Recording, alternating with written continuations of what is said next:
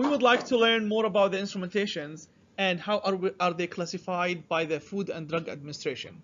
If I give you a device, you need to tell if it's one of the classes that the FDA is classifying those devices. So we're going to talk about all the regulations and classifications of medical devices. This is a really an important topic. First of all, why do we need regulations for medical devices? The purpose is to ensure safety and efficacy. So what is the meaning of efficacy? It's the proof of concept, which means if I'm telling you I have a device that can take an X-ray image, we need to prove that it does take an X-ray image. Now, safety, we have two types of safety. We have short-term safety and long-term safety, and we need to assess those as well. Again, efficacy, it's a proof of concept that whatever we're saying the device will do is actually doing. Prior to market of the device, here's the thing. In the old days, before in the 1800s and early 1900s, physicians have had actually full control of the healthcare. So you can find people who can mix, herbs and whatever things at home, and they give it to people, right? A lot of people died. There was no regulations. It just spontaneous, and everybody wants to make their own medicine. And then physicians went into surgery, and they start developing their own surgical tools. So until 1976, we had actually very limited regulations, and that introduced a lot of ethical issues. And that's what I mean by prior to marketing. After 1976, no one can sell any device that is intended for medical use without the FDA approval. So if you come up with a device and you said you want to sell it to people in the US without the FDA approval, you're going to jail. And I'm going to tell you what are the things that account for medical devices and what are the things that they're not accounting for medical devices.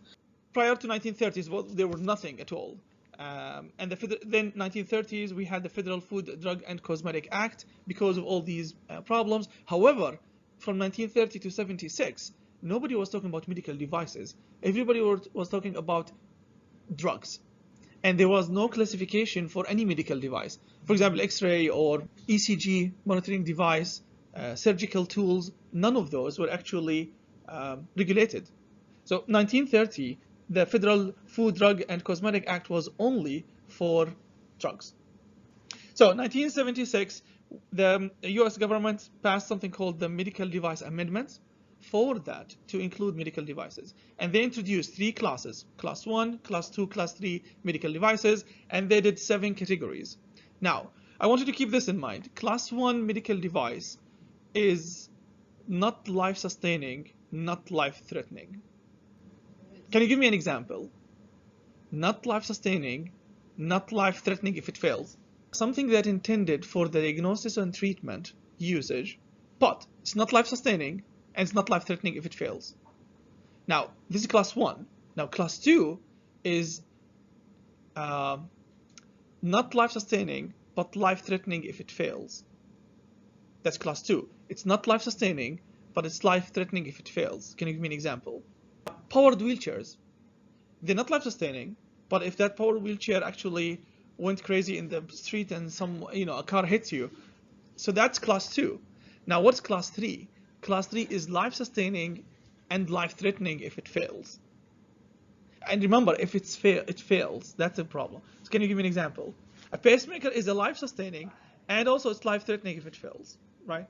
Now, these are the 3 categories, the 3 classes. We're going to talk about the categories in a bit, but you need to keep this distinction. Class 1 is not life-sustaining, not life-threatening. Tongue depressors, they're not life-sustaining, not life-threatening, right? Class 2 is not life-sustaining, but it's life-threatening if it fails. And class 3, life-sustaining, life-threatening if it fails. We good with those? Now, 1990, Safe Medical Device Act, also further amendment came up. Do you know what happened in the 90s that was really booming in the healthcare field?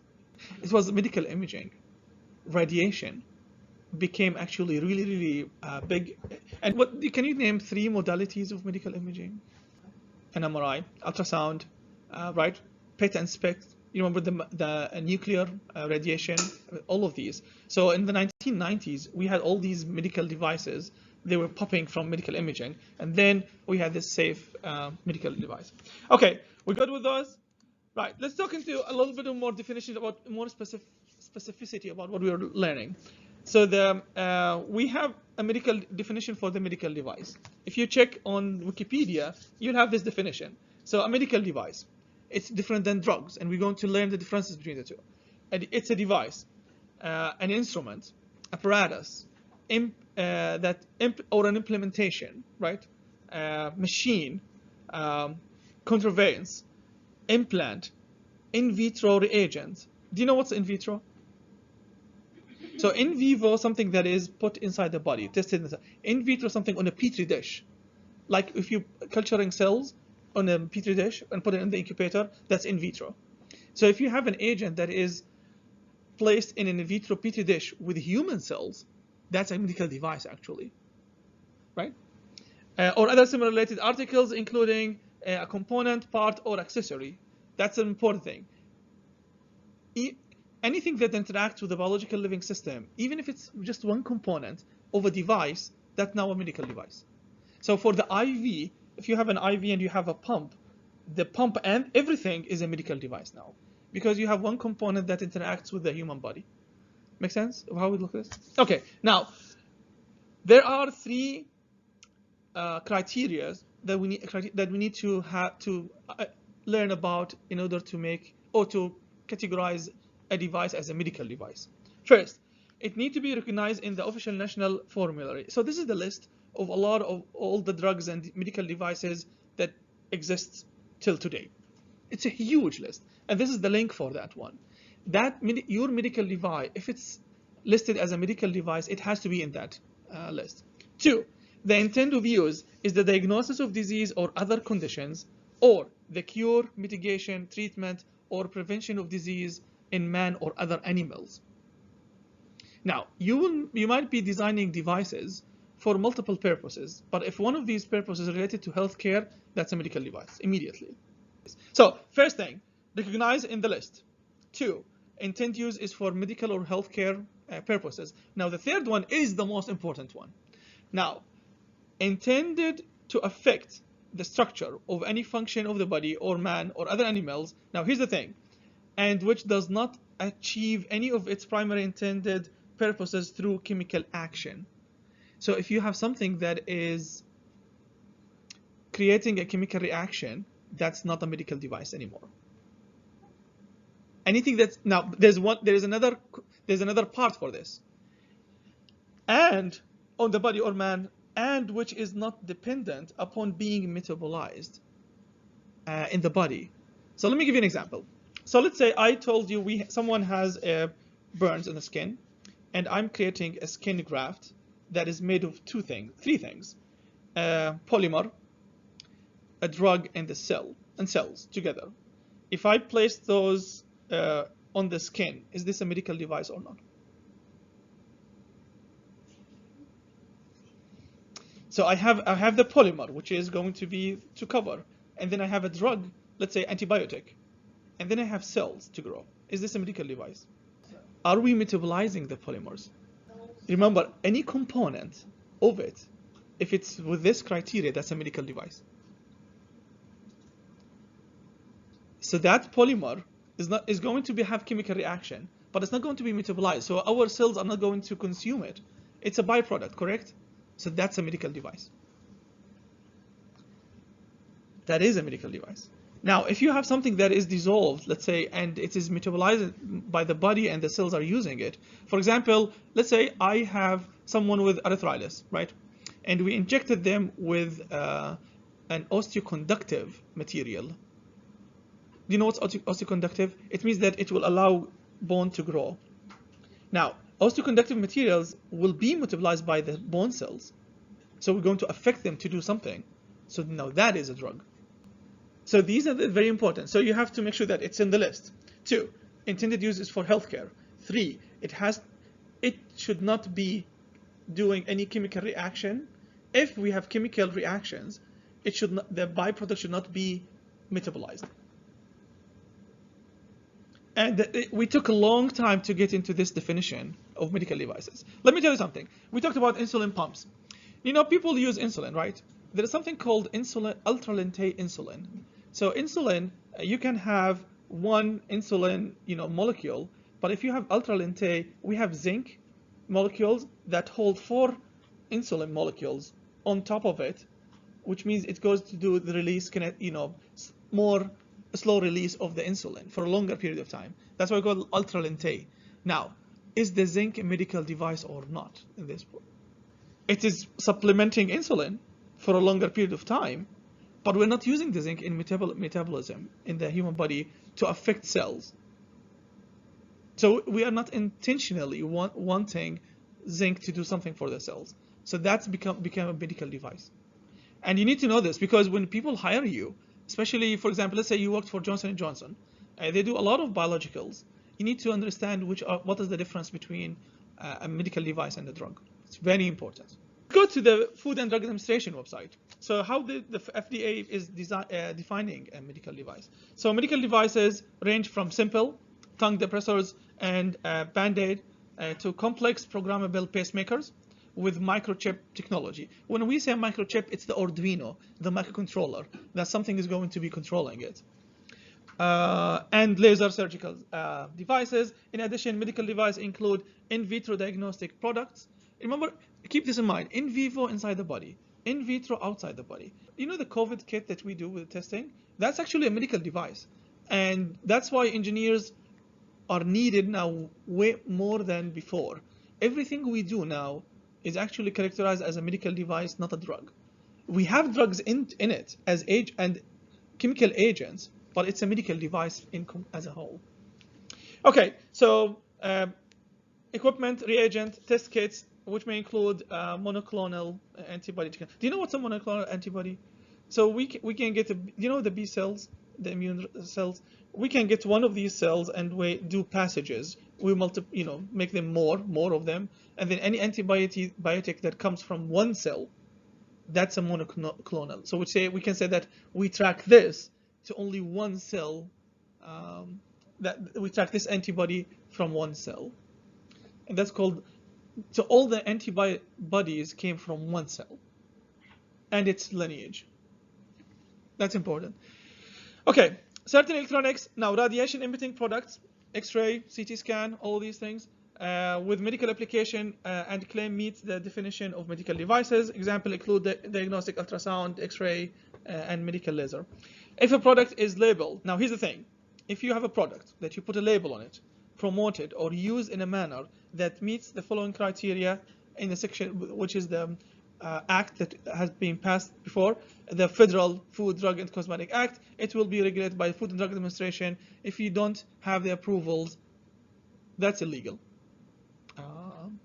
As medical, and it's subject to pre-marketing and post-marketing. Do you know pre-marketing? That's the approval before you sell it. Post-marketing is surveillance. So, for example, COVID vaccines are still under surveillance by the FDA post-marketing. And that's why people will hire you on these big companies, because they need people to take care of the regulation in the FDA. And you can work. There are a lot of internships in the FDA.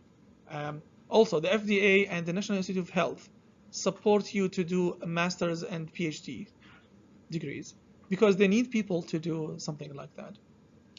Okay, are we good with these? Just quick overview of those. Hopefully now we know the difference between the two, a drug and a medical device. Now, here's the fun part, the definition. So the FDA definition provides a clear distinction between medical device and other FDA regulated products as drugs. Do you think you know the difference now? We good? Drugs usually, they are chemical reaction and they are metabolized to affect cells. If any of those is not present or not achieved, then it's a medical device. If the primary intent used to product through chemical action and being metabolized, the product is usually a drug. We good? Now, we have in the FDA, we have 7 centers. And I want you to know the names of these centers. And I want you to actually check online, because they can hire, they hire biomedical engineers. And this is a job opportunity and internships, a lot of internships in these centers. So there's a center, human drugs are regulated by the Center for Drug Evaluation and Research. which is the CDER.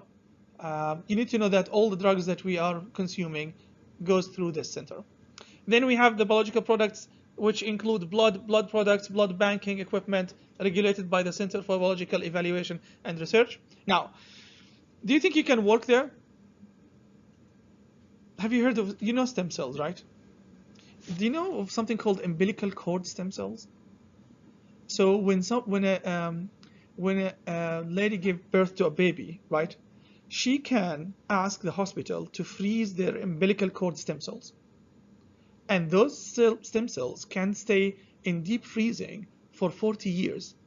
If the baby, for any reason, they needed regenerative medicine, or let's say they have leukemia in the, cancer in the blood, they can actually go back and use their own cells as autologous cells. And that's cheap, that's not expensive. Now, all the devices used to freeze, store, thaw, and maintain these cells are medical devices. And there are a lot of biomedical engineers actually working in these, we call them not blood banking, it's stem cell banking. Yeah, so the bone marrow, they can go only to become connective tissue. They can be muscles, bone, tendons. Now, umbilical cord stem cells, they're not embryonic, which means that they can't be any type of cells, but they can be the majority of cell type. So we can't harvest embryonic stem cells because people will be selling their embryos. We don't want that. Now, embryonic stem cells are carcinogenic because if you put them in the body and we don't monitor them, they can become out of control. They proliferate and they grow out of control. Now, umbilical cord stem cells are actually the safest to use. Here's the thing, we need to maintain these cells, right? So all the devices, everything around this technology is biomedical, is a medical device. All right, now we have also Center for Veterinary Medicine, regulates products used with animals. Now here's the thing, vet school is just like medical school. They produce physicians and doctors, right? We still need biomedical engineers to design the devices. So you can actually, after finishing your biomedical engineering, you can go to vet school or medical school, and actually you will thrive in this field if you want to work with animals and design devices and tools for animal health and safety. If your product is not a medical device but regulated by another center, we have 7 of these centers. Each center of the FDA has an office. You can reach out to them. You can call them, you can send them an email, and you can ask, does this fit in which category? And actually, they can give you informal advice, and free. That's public service they do. In case where it's not clear whether the product is a medical device or not, go and check with them. That's the best thing to do. And guys, this is our field. You need to know the FDA centers, and you need to know the people in the FDA work. Okay, those are the 7 centers. We talked about a couple of them, and each one of them is responsible for a specific type of food or a medical device or an application. Please make sure that you know those people, or you reach out to them. If you work in any company, you will have to deal with the FDA at one point. That's important. Okay. We good? Now the classifications. Now here's the thing. I told you about class 1, 2, and 3. Now I classify them to you by are they life-sustaining or life-threatening? Now the bigger classification is related to control and regulations. So in the United States, the FDA has recognized 3 classes of medical devices, depending on the level of control. And when I say control, is what are the things that we need to prove for these devices to be sold in the market. Now, the reason for this is to assure, again, safety and effectiveness, which is efficacy, of the device. The classification produced are described by the Code of the Federal Regulation, and that's we talked about. If you want to get into law school, this is actually something really cool to keep in mind. If you like reading boring documents for 5 hours a day, go to law school. So if you're an engineer and you become a lawyer, you can be a patent engineer. Now, one of the projects that we're working with Cleveland, with Case Western Reserve, is that they are creating a mock courtroom from students. So you can be a student, you will be the judge, another one will be the lawyer, other people will be doing something, and you will debate a couple of the ethical issues or the medical device related cases. So that's cool to think of. Class 1, that's general control, which means that these are the things that if you are selling something in the market that is not medical device, you can actually apply it to here. Now, Class 1, I should not say, but they have to go through the control of the FDA. Now, Class 1 devices are subject to the least regulatory control, and they are subject to something called general controls of the FDA. But now, Class 2 and Class 3, they're all subject to that as well, but they have additional things to have this. Now, general control, what do they include? Provisions that relate to adulteration. Do you know what that means? If there is a device that with time it loses its functionality, that's what does that mean. Or misbranding. So if you're saying, well, this device is to cut the skin, and then instead of cutting the skin is doing something else, that's mislabeling, right? If you have a device that has sharp edges and you say that it does not have sharp edges, that's mislabeling. Now, device registration, if it's not registered and listed, pre-market notification, banned devices, you can't sell something that is banned. There is a list for banned devices. Notification including repair, replacement, and refund. So anything that you see on a product that is sold in the Kmart or the Walmart, that is the general control. Now, Class 1 devices are not intended to use to supporting or sustaining life. Remember, not life-threatening, not life-sustaining, right? Prevent or to be of substantial importance in preventing impairment, and they may not present a potential unreasonable risk. Not life-sustaining, not life-threatening. Most Class 1 devices are exempt from the pre-market notification, which means if you have a Class 1 device, you don't have to go through the full FDA approval. Let me tell you the procedure and how much time and how much money. So let's say you have a device, or let's start with a drug, and you want to sell the drug. Do you know what you need to do first? First, you need to do experimental studies on cells, which is yeast and animal cells. That's one, correct? This is going to take from you a year. Then you need to do experimental studies on small rodents. That's mice and rats. That's going to take from you 2 years, actually. And then you need to do any experimental studies on canines and pigs. That's another 2 years. And then you need to do animal experimentation on monkeys. So that's another 1 year. After that, you need to start the clinical trials. The clinical trials, we have 3 clinical trials. First clinical trial is short-term safety. That's going to be 2 years to 3 years. Then prove efficacy. That's another 3 years. And then you will do the long-term safety. That's 5 years. So in order to put a drug in the market, it's going to take you between 10 to 15 years. This is now is getting close to $100 million. So we can't ask from people for a device that is not life-threatening, not life-sustaining, to go through this. That's called, what I mentioned to you, is the pre-market approval of the FDA process. That's why universities need way more biomedical engineers and biological science people to do graduate studies, because all of this is happening in universities. See, in the animal experiments and the clinical trials, they have to happen in a research institution. Companies cannot build their own labs and do the experiment. Now we have a conflict of interest. So companies are feeding all the biomedical engineering programs, especially graduate studies, to get you into these studies and research. Does that make sense? How we do that? Right. Okay. So that's called the pre-market approval of the FDA. If your device is a Class 1, we don't need to do this. It's too much for us. Alrighty. For example, so that does not, exempted from the pre-market approval. Examples of Class 1: elastic band-aid, examination gloves and handheld surgical instruments. They're not life-sustaining and they're not life-threatening. Class 2, on the other hand, they need control, general control, and also special controls. And what do we mean by that?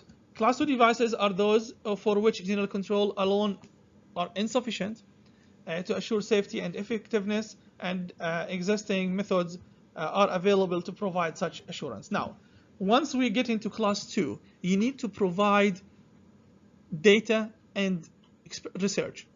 Does it make sense?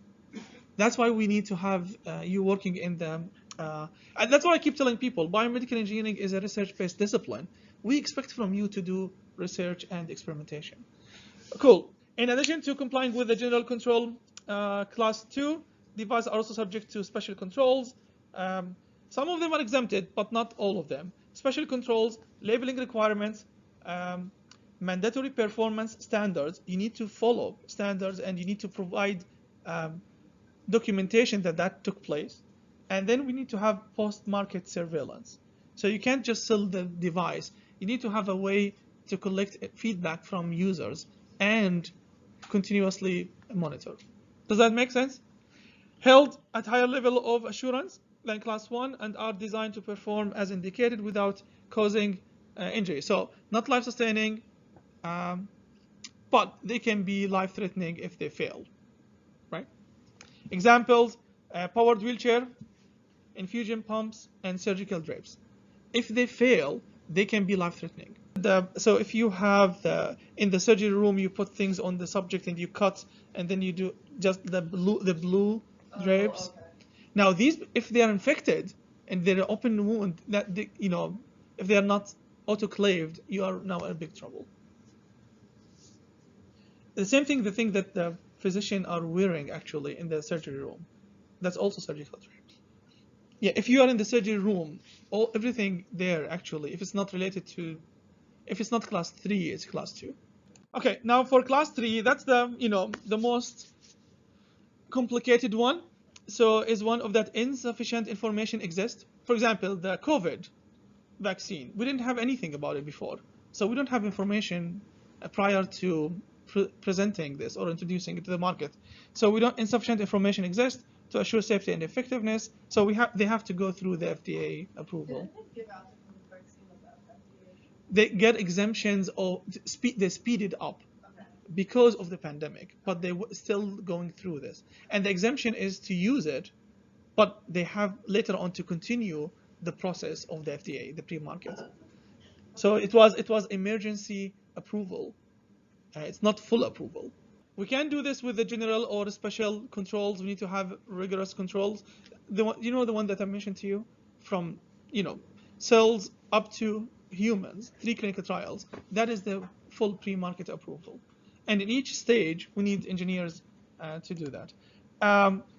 Sufficient review to ensure the evidence of safety and efficacy. So you need to do experiments. It's not just that. You need to do experiments. You need to publish in scientific journals. People need to review it. And then you need to submit everything to the Food and Drug Administration. Does that make sense of how we do that? Show safety and efficacy in addition to the general control of Class 1. They support their life-sustaining, right? And of substantial importance in preventing impairment, and also they present a potential unreasonable risk of illness or injury if they fail. We need to keep that in mind. So it's life-sustaining and life-threatening if it fails. Examples, implantable pacemakers, pulse generators, HIV diagnostic tests. Now, these diagnostics for HIV, if you have false negative or false positive, say that, well, you are okay, but you actually have the virus. That's life-threatening if it fails, correct? And life-sustaining because you need to take drugs to keep it to stay alive. So it's really tricky. Yep. And you have the automated external defibrillators and the endosseous, anything that you put inside the bone. So, for example, the plates and screws. Actually, they're life Class 3, because if they fail, they can rupture blood vessels inside the body, and that's life-threatening. Correct? And also, they can become, if you have an implant that is made from a non-compatible material, and you have the debris inside the body, your immune system will be stimulated, and that can kill you, can kill a subject from that thing. Now, anything that is medical device, see if the market value for, or the price for, let's say, a plate and screw is the manufacturing and the cost for it is, let's say, $100. Anything that is medical need to be multiplied by 10. That's actually how we are looking at these things. Okay, now for the categories. I wanted to go through this. I talked about the 3 classes, but we have 7 categories for medical devices. You can go through them. This is from the FDA website, and it gives you all the categories of the medical devices. We're going to come back to them because when we talk about the EMG and the ECG and all of the other biopotentials. Okay, so let's review the things that we actually learned and see if you have a good attention for this. How does the FDA classify medical devices? Based on risks, right? Pen. So it's not alphabetical, not size, not randomly. That is your thing. We good? How about this one? What is the main factor in determining the class of medical device? See, right? So same again thing. It's the risk posed to the patient and or the user.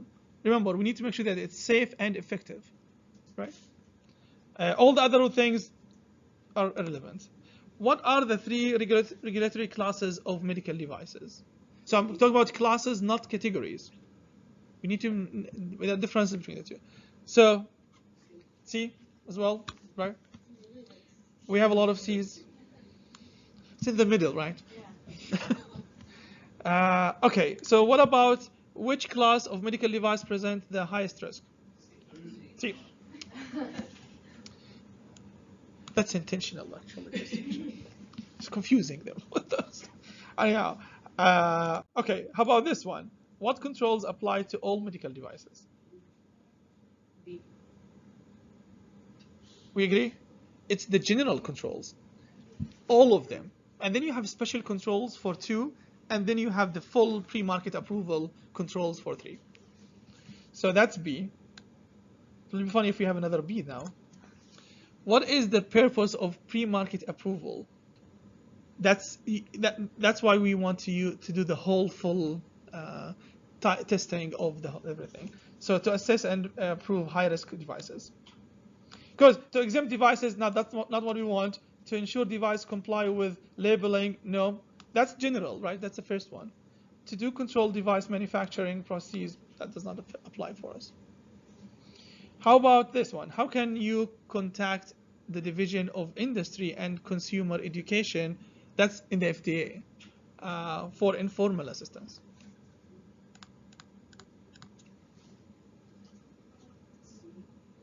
Yep, C again. So you call them by phone. They have a phone number. I think it's 800 phone number, and also they have an email. And you need to make sure that you call those. So this division, and also they can send you booklets, and if you want some documentation, they can show it to you. Now, here's the thing.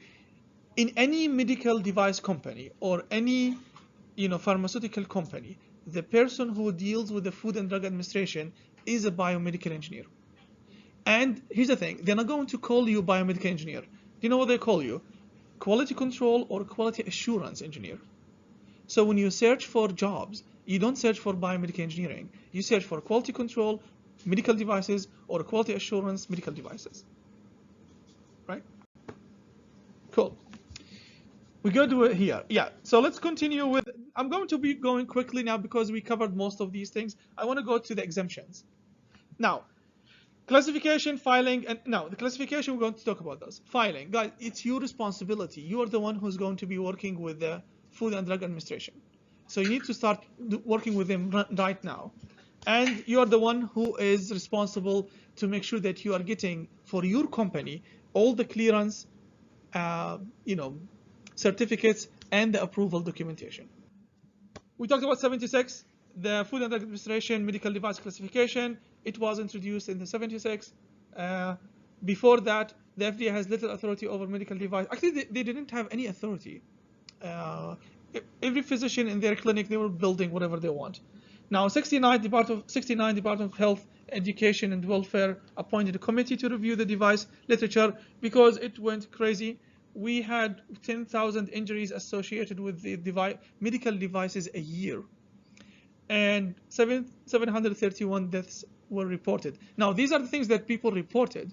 You can see that there's a lot of other, things that were not reported.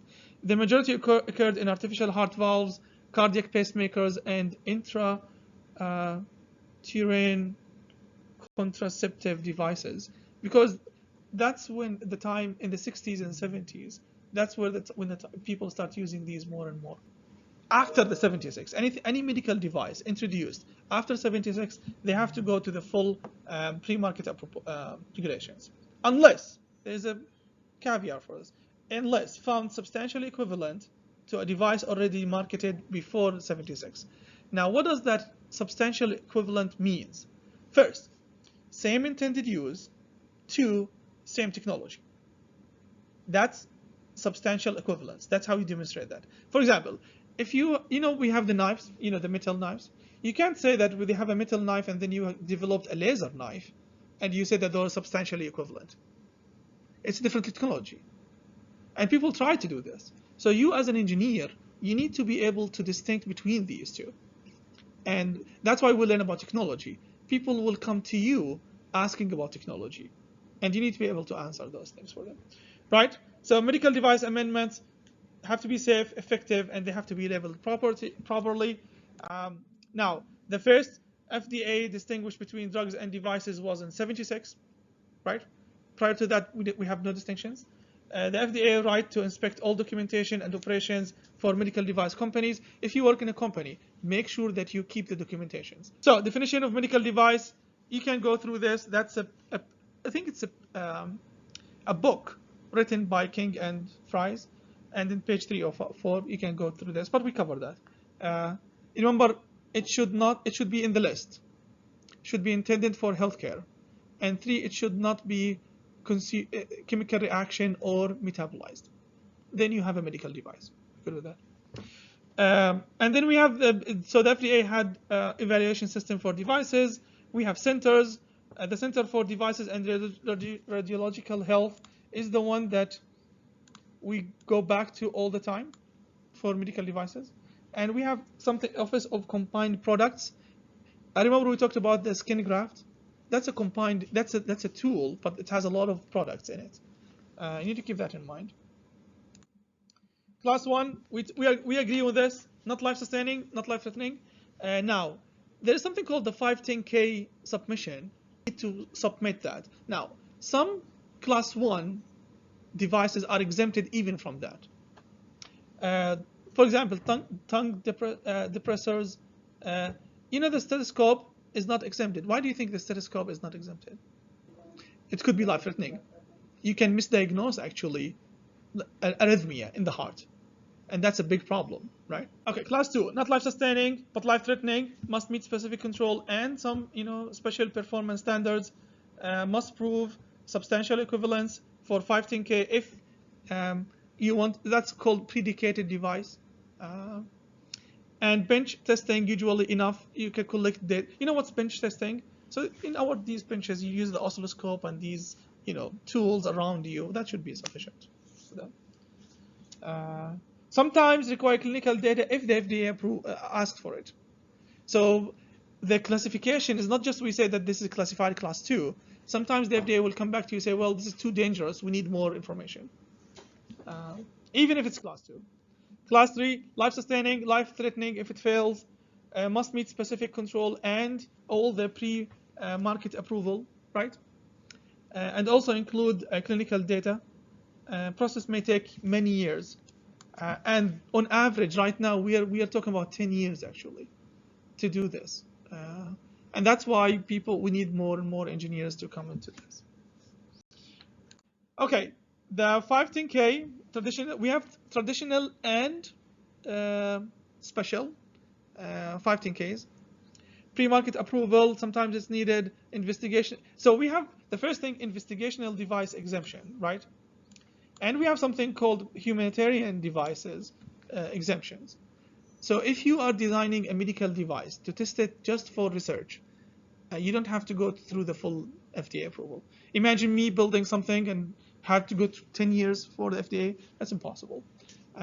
If humanitarian devices, if there is a medical condition that affects, let's say, 4,000 people globally, or let's say in the United States, then they will give you exemptions not to go through the full approval.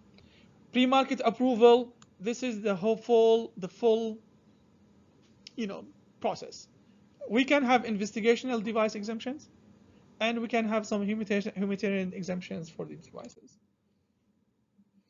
510K required for class 1, 2 that do not require pre-market approval. If you want to prove that this is a medical device similar to one that was marketed before 76, you need to do the 510K to prove that substantial equivalent. Must prove with substantial equivalency and as safe as effective to the previous one. Substantial equivalence. Now, predicated devices is devices that they are marketed prior to 76. Can be the only device marketed 76. Now, what does substantial equivalence mean? Same intended use, same technology. Now, if you have different technological characteristics and submitted information that does not raise questions of safety and efficacy, that might actually be approved. But I think the most important ones are these two. So what are the parts of the 510K? Truthful, device name, trade, manufacturing, all these things need to be there. The instructions for use, IFU, similarity differences from the predicated device. So this is a form that you fill as a report to prove that this is similar to something before 76. Yeah, and you can, descriptions, performance, financial disclosures, declaration of conformity. So all these, you can go through them and just check that these are things that you need to have. Now special, and now if it's special 510, we have traditional 510K and special 510K. If it's special 510K, you add decision tree and guidance provided by the Food and Drug Administration, no changes to intended use from the previous one, and no changes to the affect the fundamental science or technology. I think the special 510K is faster, actually. A traditional 510K will take longer to prepare. Pre-market approval, I told you what that is, right? The full shebang of experiments from cells to monkeys and humans. Now, the FDA has 180 days. When you submit, they need to come back to you and talk about this. So you probably know about this. Investigational device exemptions, anything that is in the university for research, that's exempted, right? The requirement to have this, do you know what's an institutional review board? So in each institution that does research, we need to get people from the community and experts in a committee to see if that is something good to do or not for this. You know what's good clinical practices? So if you come to this, if we have a fridge here that I'm storing cells, I need to come every day in the morning at 7 a.m. to measure the temperature. Also at 6 p.m. Come back again. Do it every day. That's called good laboratory practices. And they hire engineers to do a lot of these tests for different equipment. I'm just giving you an example. Okay, let's go quickly. Humanitarian, if there's a disease that affects less than 4,000 people in the US, and you want to develop something for them, we can't expect from you to pay all these millions of dollars to do that. So they're exempted from the full pre-market approval. And that provides incentives for companies to market devices for these rare conditions. Not required for run large costly studies. That's what we talked about. Those are examples of companies who benefited from the HDE. Strike, all the big companies actually try to do this. So they have a product and they want to use it for small population. That's what they do. Okay, let me go quickly. You can go through that. Let me go quickly in 1 minute and see if you can get the answers for these. Which method is useful for determining how similar device has been classified based on its clearance or approval? Yes. Do I agree on that? Does it make sense? Which method is for determining how similar devices are? What is the purpose of 510(3)G request? What is It's like 510K, but it's a special.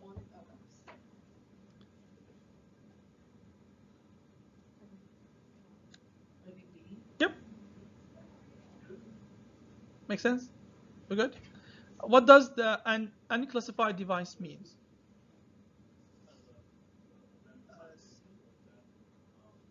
Yep. Anything that was commercialized before, we don't classify it. It's exempted. What is the primary purpose of 510K clearance process?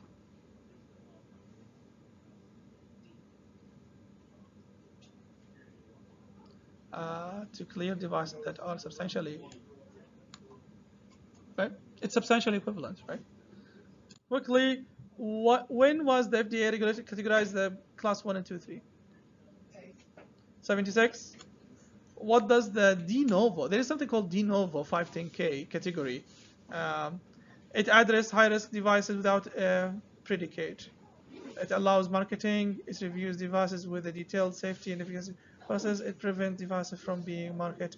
That's A. Yep. That's the de novo 510K. Make sense? We're good?